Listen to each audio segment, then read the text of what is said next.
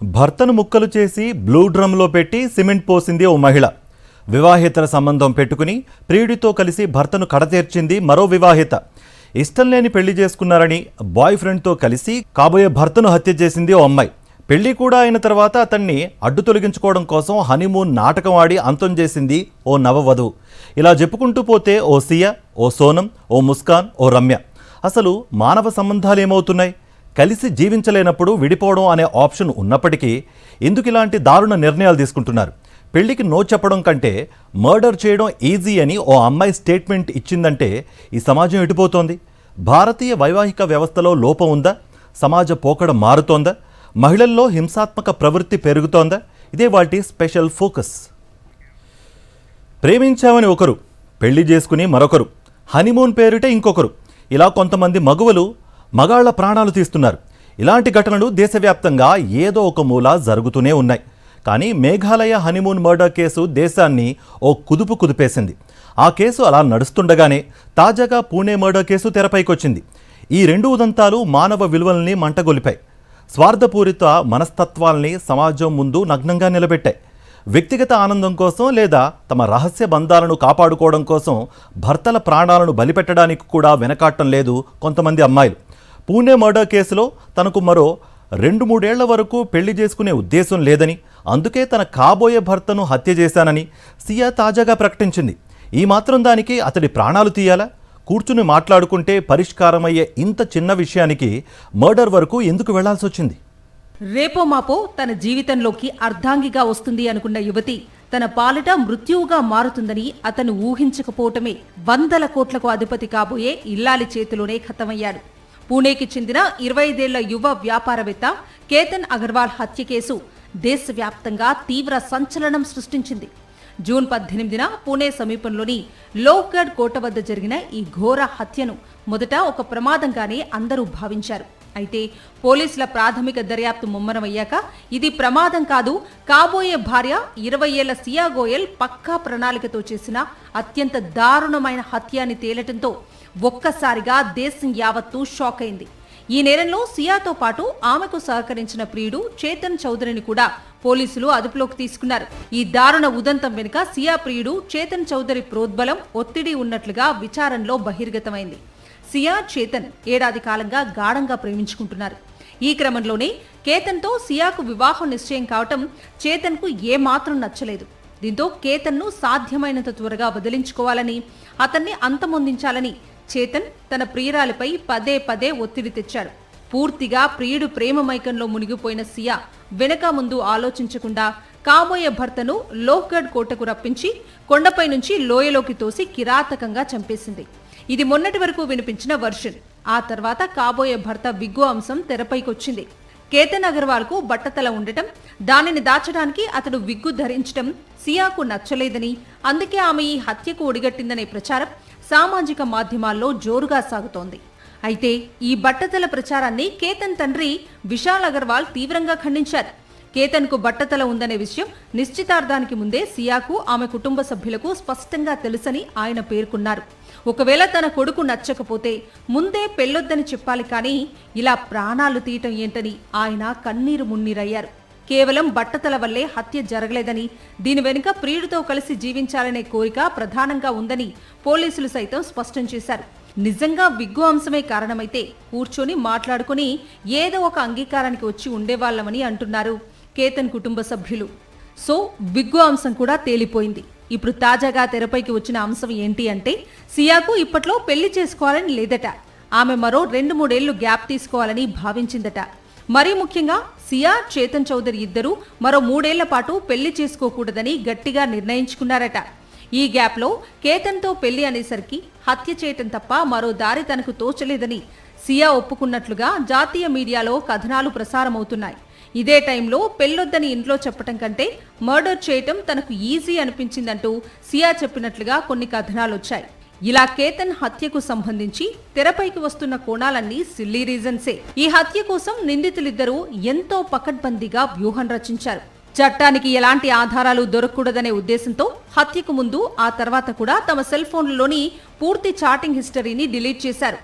అంతటితో ఆగకుండా ఫోన్లోని రీసైకిల్ బిన్లను సైతం పూర్తిగా ఖాళీ చేసి జాగ్రత్త పడ్డారు. ప్రస్తుతం నిందితుల మొబైల్ ఫోన్లను పోలీసులు ఫోరెన్సిక్ ల్యాబ్కు పంపించారు. ఆ డిలీట్ చేసిన డేటాను టెక్నాలజీ సాయంతో వెలికి తీసే పనిలో పడ్డారు. ఈ డేటా బయటకొస్తే కేసు కొలిక్కొస్తుందని, ప్రస్తుతం సియా చెబుతున్న వివరాల్లో నిజం ఎంతనేది తేలిపోతుంది అంటున్నారు. పోలీసులు సేకరించిన నిందితుల కాల్ డేటా రికార్డులను పరిశీలిస్తే వారిద్దరి మధ్య ఉన్న సంబంధం ఎంత తీవ్రమైందో అర్థమవుతోంది. సియా గోయల్, చేతన్ చౌదరి 6 నెలల కాలంలోనే ఏకంగా 2004 సార్లు ఫోన్లలో మాట్లాడుకున్నారు. వారి మొత్తం సంభాషణల సమయం 238 గంటలుగా తేలింది. ఇంత సుదీర్ఘకాలం నిరంతరం టచ్లో ఉన్న ఈ జంట కేతన్ హత్య జరిగిన రోజు కూడా పూణేలోని ఒక హోటల్లో ముందే కలుసుకున్నారు.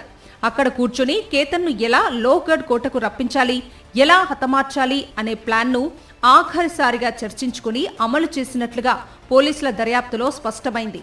నిజానికి మృతుడు కేతన్, నిందితురాలు సియాల వివాహానికి చాలా టైం ఉంది. నవంబర్లో రాజస్థాన్లోని ఉదయ్పూర్లో ఉన్న ఒక ప్రముఖ రిసార్ట్ ప్యాలెస్లో పెళ్లి పెట్టుకున్నారు. సో ఈ 4 నెలల టైంలో ఏదో ఒక విధంగా సమస్యను పరిష్కరించుకోవచ్చు. పెళ్లి ఇష్టం లేకపోతే ఆ విషయం చెప్పటానికి సియాకు ఇంకా 4 నెలల టైం ఉందన్నమాట. అయినప్పటికీ అంతలోనే కేతన్ను చంపటానికి ఆమె స్కెచ్ వేయటం, ఈ 2 నెలల్లోనే 3 సార్లు హత్యాయత్నం చేయటం, చివరికి 4వ ప్రయత్నంలో కేతన్ను హత్య చేయటం అత్యంత ఆశ్చర్యం కలిగించే అంశం. అయితే సియాకు ఉన్న పాత సంబంధాల గురించి నిజాలను గోయల్ కుటుంబం కావాలనే దాచిపెట్టి తమను మోసం చేసిందని కేతన్ తండ్రి ఆరోపించారు. ఈ ఆరోపణలను సియా తండ్రి పూర్తిగా తోసిపుచ్చారు. తన కుమార్తెకు వేరే యువకుడితో ప్రేమ వ్యవహారం ఉందనే విషయం తమకు అస్సలు తెలియదంటున్నాడు. తన కూతురుదే తప్పని చట్టం నిర్ధారిస్తే అదే కోటపై నుంచి ఆమెను కూడా తోసి చంపాలని సియా తండ్రి చెబుతున్నాడు.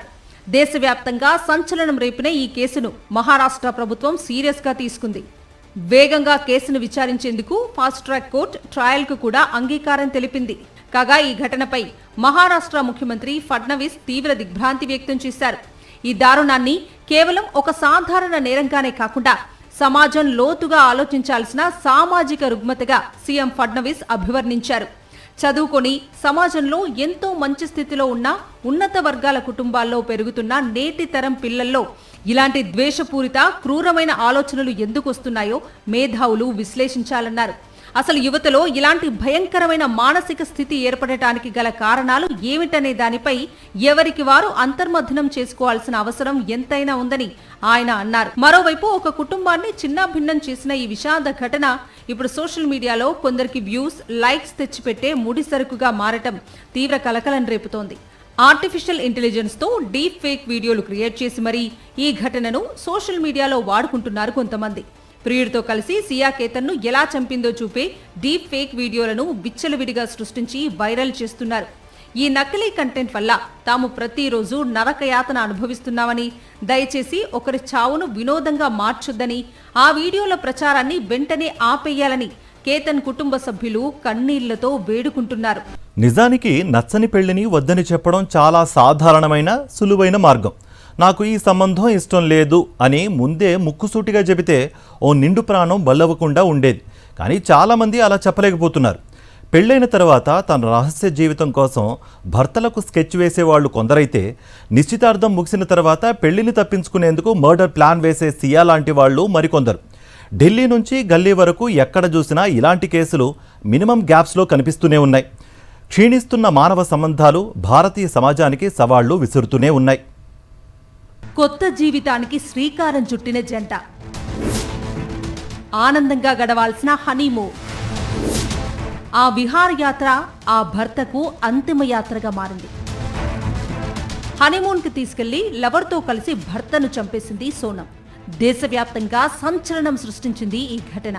ఇండోర్కు చెందిన ట్రాన్స్పోర్ట్ వ్యాపారి రాజా రఘువంశీతో సోనం వివాహం వైభవంగా జరిగింది.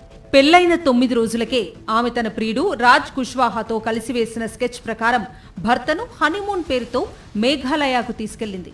కొండలు, జలపాతాల అందాలను చూపిస్తానంటూ అమాయకుడైన భర్తను పక్కాగా తాము అనుకున్న స్పాట్ దగ్గరకు తీసుకెళ్లింది. పచ్చని ప్రకృతి మధ్య ఏకాంతంగా ఉన్న ఆ లోతైన లోయ అంచుకు భర్తను తీసుకెళ్లింది. సోనం ప్లాన్ ప్రకారం అక్కడికి ముందే చేరుకున్న 3 సుపారీ హంతకులు ఒక్కసారిగా రాజాపై పదునైన ఆయుధాలతో దాడి చేశారు. తలకు తీవ్ర గాయాలై ప్రాణ భయంతో కొట్టుమిట్టాడుతున్న భర్తను సోనం కళ్ల ముందే ఆ కిరాతకులు లోతైన లోయలోకి తోసేశారు. భర్త శవం లోయలో పడగానే ఏమీ ఎరగనట్లు అక్కడి నుంచి ఆమె మాయమైంది. అక్కడి నుంచి సోనం ఆడిన హై డ్రామా మామూలుగా లేదు. ఘోరం జరిగిన వెంటనే తనే స్వయంగా తన తల్లికి ఫోన్ చేసి తామిద్దరం అడవిలో తప్పిపోయామని, ఫోన్ సిగ్నల్స్ పోతున్నాయంటూ ఏడుస్తూ ఒక కట్టుకథ అల్లి ఫోన్ స్విచ్ ఆఫ్ చేసింది. అంతటితో ఆగకుండా తాము అద్దెకు తీసుకున్న స్కూటర్ను షిలాంగ్ సోహ్రా రోడ్డు పక్కన ఉన్న ఒక కేఫ్ వద్ద వదిలేసి భర్తతో కలిసి ఎవరో కిడ్నాప్ చేసినట్లుగా పోలీసులను, కుటుంబ సభ్యులను పూర్తిగా బురిడీ కొట్టించే ప్రయత్నం చేసింది. పోలీసులు ఇద్దరి కోసం గాలిస్తుండగానే సోనం గుట్టుచప్పుడు కాకుండా రాష్ట్రాలు దాటి పారిపోయింది. నేరం జరిగిన కొన్ని రోజులకు ఎన్డీఆర్ఎఫ్ డ్రోన్ కెమెరాల సాయంతో రాజా కుళ్ళిన శవం లోయలో దొరకటంతో కథ అడ్డం తిరిగింది. భర్త శవమై తేలినా భార్య ఆచూకీ లేకపోవటం, ఆమె ఫోన్ రికార్డులను పరిశీలించడంతో పోలీసులకు అనుమానం వచ్చింది. చివరకు యూపీలోని వారణాసి ఘాజీపూర్ హైవే పక్కన ఉన్న ఒక రోడ్ సైడ్ దాపా వద్ద అత్యంత నాటకీయంగా సోనం పోలీసులకు చిక్కింది. ప్రస్తుతం ఈ కేసు మేఘాలయలోని షిలాంగ్ కోర్టులో నడుస్తోంది. పోలీసులు 790 పేజీల భారీ ఛార్జ్ షీట్ ను దాఖలు చేసి సోనం, ఆమె ప్రియుడు, మరో 3 కాంట్రాక్ట్ కిల్లర్లతో సహా మొత్తం 8 మందిని నిందితులుగా చేర్చారు. అయితే ఇటీవల అరెస్ట్ డాక్యుమెంటేషన్ లోపాల కారణంగా సోనంకు కోర్టు షరతులతో కూడిన బెయిల్ మంజూరు చేసింది. ఆమె నిర్దోషి అని కాకుండా కేవలం కొన్ని చట్టపరమైన లొసుగుల వల్లే బెయిల్ వచ్చిందని స్పష్టం చేసిన పోలీసులు నిందితులకు కఠిన శిక్ష పడేలా పక్కా సాక్ష్యాలతో విచారణను వేగంగా ముందుకు తీసుకెళ్తున్నారు. ఇవి మాత్రమే కాదు, 2021 ఫిబ్రవరిలో ఇలాంటి ఘటన ఉత్తరప్రదేశ్లో జరిగింది. నుపూరు అనే మహిళ తన భర్తను వదిలించుకోవటానికి ప్లాన్ చేసింది. విహారయాత్ర పేరుతో నిర్మానుష్య ప్రాంతానికి తీసుకెళ్లి ప్రియుడి సాయంతో గొంతు కోసి హత్య చేసింది. ఇక 2023లో శ్యామ్లీ సింగ్ అనే మహిళ భర్తను కొండ అంచు వద్దకు తీసుకెళ్లి అక్కడి నుంచి తోసేసి కాలుజారి పడిపోయాడంటూ డ్రామాలాడింది. ఇక వివాహేతర సంబంధం పెట్టుకుని భర్తల్ని హత్య చేసిన ఘటనలు దేశంలోని పలు ప్రాంతాలతో పాటు తెలుగు రాష్ట్రాల్లో చాలానే బయటపడ్డాయి, ఇంకా బయటపడుతూనే ఉన్నాయి. సమకాలీన సమాజంలో పెళ్లి అనే బంధం చుట్టూ జరుగుతున్న నేరాలు మానవ సంబంధాల్ని ఎంతలా క్షీణించాయో చెప్పటానికి నిలువెత్తు నిదర్శనంగా మారుతున్నాయి. సియా కేసు, సోనం కేసులను గమనిస్తే వాటి మధ్య నమ్మశక్యం కాని అనేక సారూప్యతలు కనిపిస్తాయి. 2 కేసుల్లోనూ నిందితురాళ్లు తాము ఇష్టపడని పెద్దలు కుదిర్చిన పెళ్లిళ్లను తిరస్కరించడానికి బదులు అత్యంత దారుణమైన మర్డర్ల మార్గాన్ని ఎంచుకున్నారు.